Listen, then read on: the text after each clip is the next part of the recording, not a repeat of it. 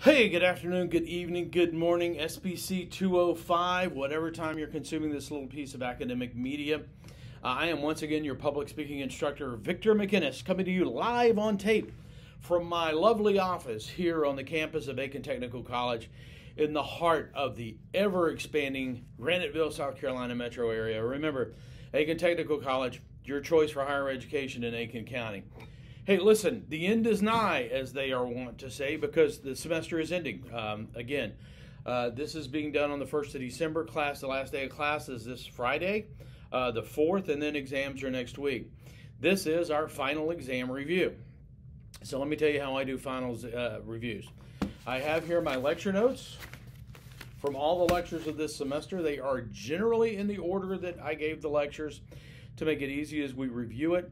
I try to keep it in order so you can flip through your notes because I know you all took very good notes, correct? Correct. Thank you very much. And I will just give you some of the, these are things that I will draw test questions from. I have a bank of about 150 test questions. I review, I change, I modify, I pick some out of that.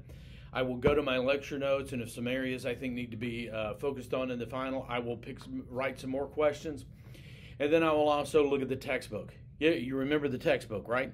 If you haven't read it, you got about 5 days to really go through it because I will draw questions strictly from the textbook that were not mentioned in lectures, okay? Just fair warning. Don't complain that you didn't hear anything about that question and then find out it's in the textbook, okay? So what I'm going to do is I'm just going to go through, I'll give you the chapter we're looking at, I will go through everything, and then I will just say, hey, listen, here's some of the things that I have looked at and going through the lecture notes again this semester, have highlighted as places where I might take questions from. So let's start with chapter 1. Okay, the first thing we did was we defined that public speaking is a process of designing and delivering a message to an audience. We went through the necessary components of public speaking, two knowing participants, a message, channels, and feedback. Okay, everybody should remember that. Then we went through a whole lot of models of communication, Aristotle, Laswell, all that good stuff. The thing you need to do is to go to the documents section. I'm not going to go over every one of those models individually now. There will be models on the test that you will need to know. But I have uploaded all those models into the documents page on the Blackboard page. So they're all there for you to review. Okay? Then we talked about dialogic theory, and we talked about characteristics of dialogue, mutuality, propinquity, empathy, risk, and commitment. Okay? Then we talked about encoding and decoding. Okay, there's that. Chapter 2, we moved on to ethics and public speaking. Remember, we talked about intent, means, end, and all those good things that go into building our ethical models. We talked about a couple of ethical models. We talked about the end justify the means. We talked about situational ethics, and we talked about credibility-centered ethics. We talked about Aristotle's ideas of ethos, pathos, and logos, and which one Aristotle thought was the most important. I'll go ahead and tell you that one. Ethos, because if you don't have personal credibility, you're not going to be able to persuade. Okay? That's chapter 2. Moving on to chapter 3, we talked about performance apprehension. Okay? We defined performance apprehension. We specifically stated what performance apprehension is not. And the phrase that was used there that we never used again in class. Okay?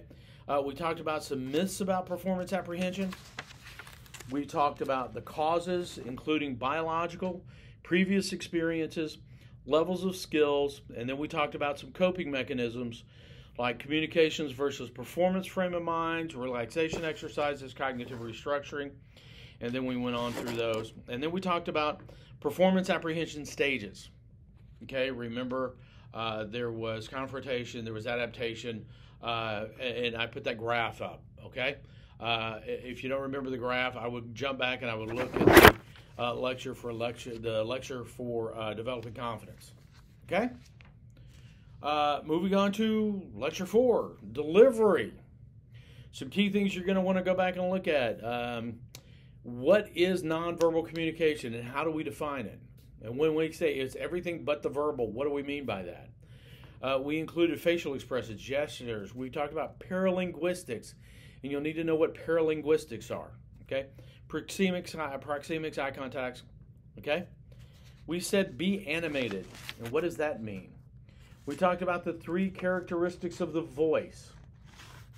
Go back and familiarize yourself with that, and the vocalized pause. Okay, we talked about eye contact, posture, movement, and we said all movements should be motivated. And we'll go back and review what we meant when we said all movement should be motivated. Okay, chapter 4, choosing your topic. There are 3 things to be considered when choosing a topic. And I keep licking my finger, I'm sorry, but I'm flipping a lot of pages here, and it is incredibly dry in this room. Speaking of that, thank you very much. This is coffee, and when we say coffee, of course, we know what we mean. Okay, all right. No, I don't drink on it. Okay. In choosing our topics, we consider 3 things: the speaker, the occasion, and the audience. Go back into all of that and update yourself, okay? We had 3 basic purposes: to entertain, to inform, and to persuade. Be familiar with each of those. And then we went through with some examples of finding specific topics, okay? Then we talked about audience analysis. We quoted Thomas P. Tip O'Neill, "In America, all politics are local." Go back and familiarize yourself with why we said that and why it was important to audience analysis. Okay? We talked about initial audience dispositions. Okay, we talked about creating ethos. All right? How you make yourself credible. We talked about audience of analysis. We talked about the methods of analysis, including demographic and purpose-oriented. We talked about the sources of data, and then we talked about audience adaptation. And we also discussed that audience analysis and adaptation is an ongoing process. Okay, it's something that we do after the fact. You go re-engage the members of the audience to find out how you did. It's not something that ends just when you finish the speech. Okay, moving on. Outlining. We broke down how you build an outline, the format, and all that good stuff. Then we discussed why you outline. And there was one specific purpose, and that was to visualize your speech. It helps to test the scope of the content. You're allowed to test the logical relationships of the main points. And it also allows you to test your supporting ideas by visualizing where the evidence in your speech is. It tests the balance and proportionality of your speech. Remember what we said that meant. And then it assists in developing your note cards. Flying through this, we're now up to evidence, supporting materials for your speech. We discussed when to use evidence, why to use evidence, what kind of evidence to use. We talked about where to find evidence that you can use. We talked about the differences between primary and secondary research. Okay? We talked about how to use evidence. The key phrase, according to. Then we moved to chapter 16, I believe, speaking to inform. And the purpose of an informative speech is simply to convey knowledge. That's it. We talked about why we do informative speeches. We talked about key concepts like adjusting your content to the audience, avoiding the use of jargon, limit the information you present. Yeah, that's it. Organization. We talked about a whole bunch of different organizational models. Chronological, narrative order, topic order, logical reasons, spatial patterns, causal patterns, and problem solution. Okay? Is that all of them? That was all of them. And then we talked about the methods of presentation. And there are 4 of those: extemporaneous speaking, reading from a manuscript, speaking from memory, and impromptu speaking. I would be aware of the differences in each of those. Okay? And do not confuse people have a tendency on the questions of methods of presentation, they have a tendency to get a couple of them mixed up. If you see a question about a method of presentation, you need to read the question very carefully, okay? Because they sound a lot alike sometimes, okay? We talked about problem solution speeches. We talked about the 2 components of the problem, the cause and the effect has to have significance. We talked about the solution. The solution has to have viability and it has to have efficacy. It has to be able, you have to be able to do it, and it has to solve the problem. Then we moved on to persuasive speaking. We talked about the difference between coercion and persuasion. Okay? We talked about some obstacles to persuasion, such as selective perception, selective recall, selective exposure, the degree of commitment. Public commitment is going hand in hand with that. Okay?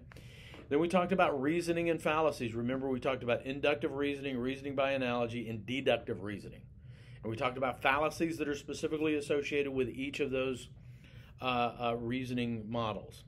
We talked about other fallacies like appealing to false authorities, argument ad hominems, argument appeal to traditions. Okay? Then we talked about methods of changing attitudes, like build a case with logic and reason, use the foot in the door in the face. Okay?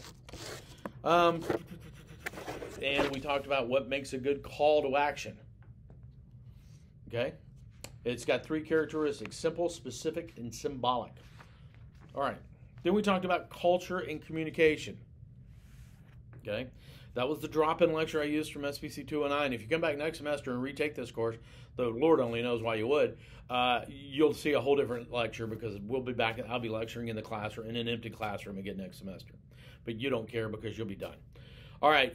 We talked about the 6 layers of culture. It was pointed out to me by at least one student that I may have had said 7, but there are 6: national, regional, gender, generational, social class, and corporate. Okay, understand what a corporate culture is, and go back and look at what I said culture of communication is. There's always a lot of confusion. They think that's associated with a business. Go back and check that definition. Okay, we develop our sense of who we are in reaction to our culture, even if we're opposed to that culture. It is the basis of defining us. We have multiple identities. We talked about personal, social, and cultural. And then we talked about some cultural identities like race, gender, and sexuality. And the thing we stressed, and the thing you need to remember about that is all those cultural identifiers like race, gender, and sexuality are arbitrary applications. They are not biological, and they change and shift over time. Okay? We talked about intercultural communication, and then we talked about cultural appropriation. Okay? I believe there will be questions about those on the final. Then lastly, we talked about listening and language. Have I got my notes for language here? I do. Okay. We talked about the difference between listening and hearing. Okay? Be aware of that. We talked about hearing being passive, listening being active and focused. Then we talked about the stages of listening: receiving, understanding, remembering, evaluation, and response. Then we talked about the new, dynamic Blaine-Goss model. Everybody should remember seeing this. If you don't, pause and take all the notes you need right there. That should be clear enough for you to read. Is that good? Is that good right there? Is that good? It may be backwards to you guys. Blaine-Goss model. Okay? And Blaine-Goss, remember, made one statement about listening that just blew everybody's mind. It was a very, very 21st century sort of comment, very computer savvy sort of comment about listening. Okay. Then we talked about noise, physical, psychological, and physiological. We talked about receiver biases, like confirmation bias, speaker bias, and topic bias. Okay? Then we talked about language. Wrapping it up. We talked about the denotative definition and the connotative definition. Okay?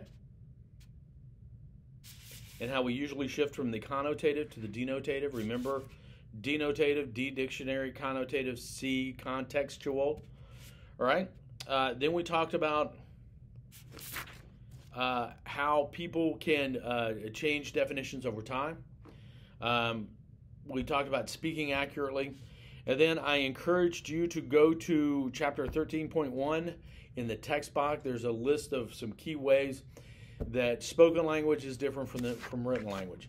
be familiar with those. There will be at least one question coming straight out of that box. Okay?